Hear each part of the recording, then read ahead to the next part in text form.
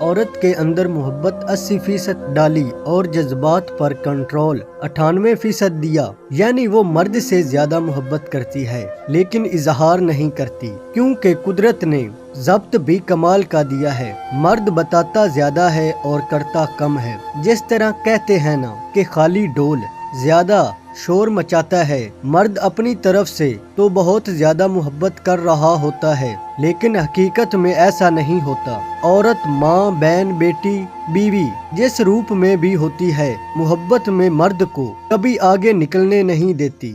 عورت صرف 3 چیزوں کی طلبگار ہوتی ہے۔ عورت نرم مزاج ہوتی ہے اور وہ ہمیشہ مرد سے نرمی کا برتاؤ ہی چاہتی ہے۔ وہ ہمیشہ محبت کے احساس میں رہنا پسند کرتی ہے۔ وہ ہمیشہ چاہے جانے کی طلبگار ہوتی ہے۔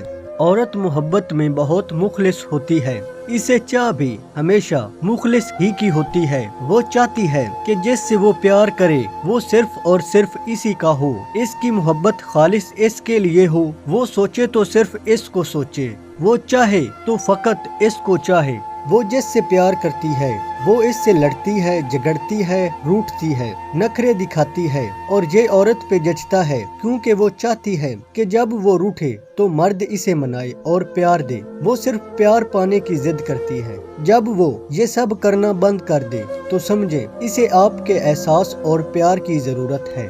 کوشش کیجئے اپنی خوشیوں کی چابی کسی اور کی جیب میں نہ ڈالیں۔ لوگوں کو وقت دیں، موقع دیں، عزت دیں، حال پوچھیں، قدر کریں، دل میں رکھیں، لیکن کسی سے تعلق کی بھیک نہ مانگیں۔ مخصوص ایک انسان کی موجودگی آپ کو دنیا سے بیگانہ کر دیتی ہے۔ بے خودی کو صرف محبت ہی میسر آ سکتی ہے۔ کچھ لوگ ہمارے حق میں کبھی بہتر نہیں ہوتے، یہ بات ہمیں گزرے وقت کے سوا کوئی نہیں سمجھا سکتا۔ پھر ہمیں اللہ کا احسان یاد آتا ہے